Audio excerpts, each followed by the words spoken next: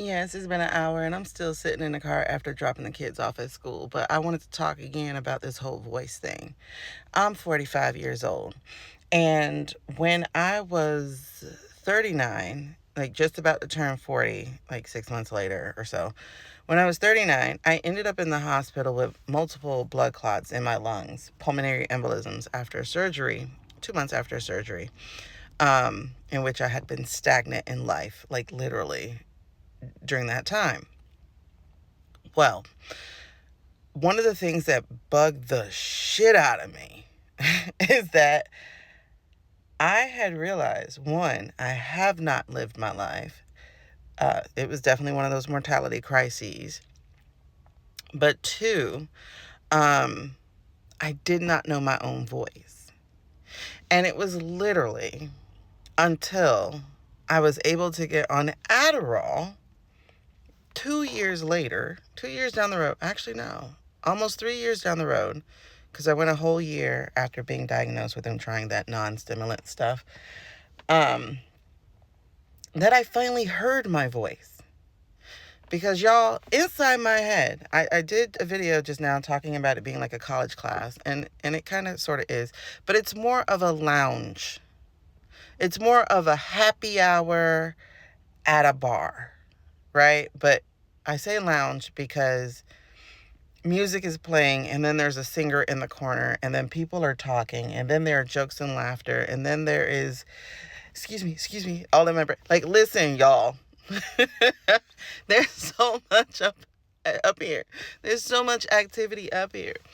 Um, it just boggles my mind that people only see pictures, or people don't hear voices, or people only use their voice when they're reading. Like, what? So anyway, so I had so many voices in my head with different accents. And y'all, occasionally I think I slip into the spirit world because I also get different languages that I don't personally understand, but I understand them until I pay attention to it. And I'm like, wait, what? What was that? Like, because in my head, they're having a whole conversation.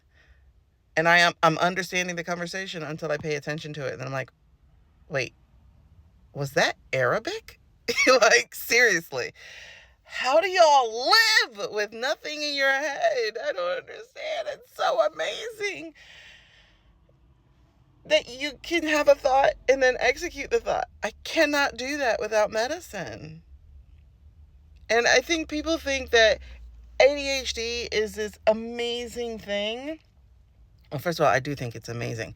But I think y'all think it's like one of those gaslighting things, or just one of those trivial things that everybody does.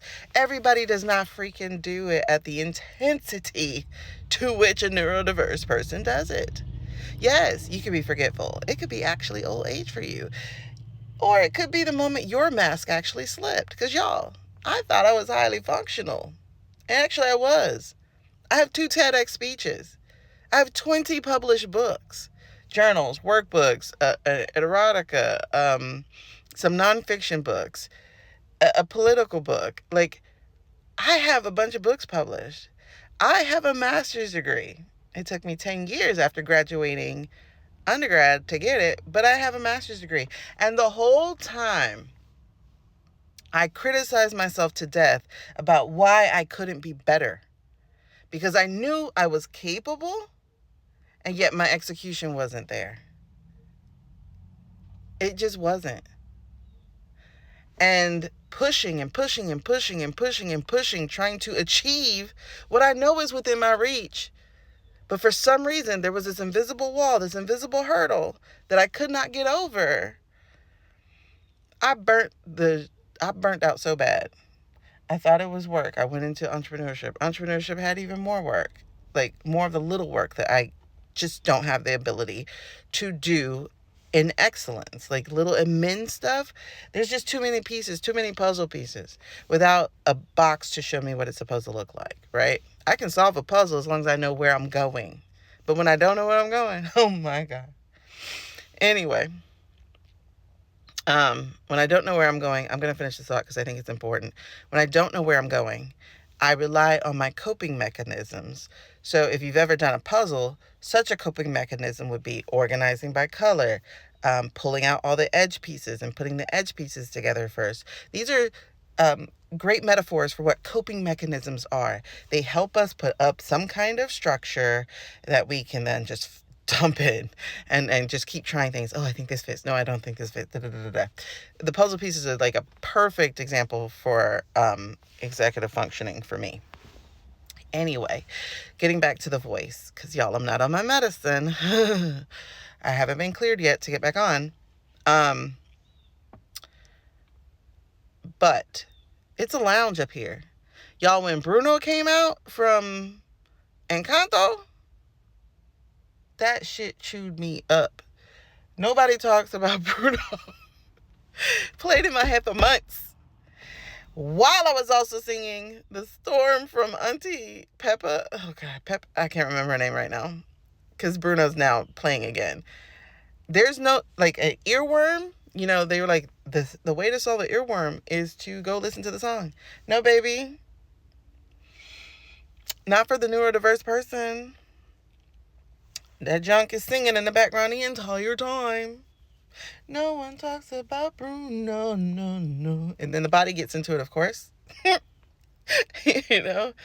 And then, that Storming Rain one had me on a grip, too. Or, You're Welcome. Like, come on. I don't need all these songs back. Even songs I hate would go on loop over and over and over and over and over and over and over again. So there's always a lounge singer and music and conversation and an annoying 2-year-old toddler that's like, why? And like my daughter and I, she definitely has it, but you know, she's a girl, so it's really hard to get her diagnosed. But we were talking about that last night while we were making dinner.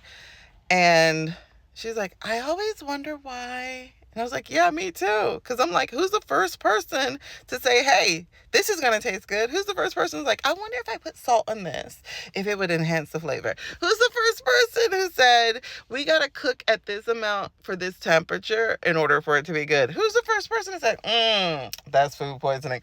You know, like, who's the first person to try all this stuff out? And how did they get it? Were they like also, obviously they had some spiciness to them too, but like, I think in addition to spiciness, which is like that curiosity, you also have to have that spirituality, which is like, here's what it looks like. Now go figure it out.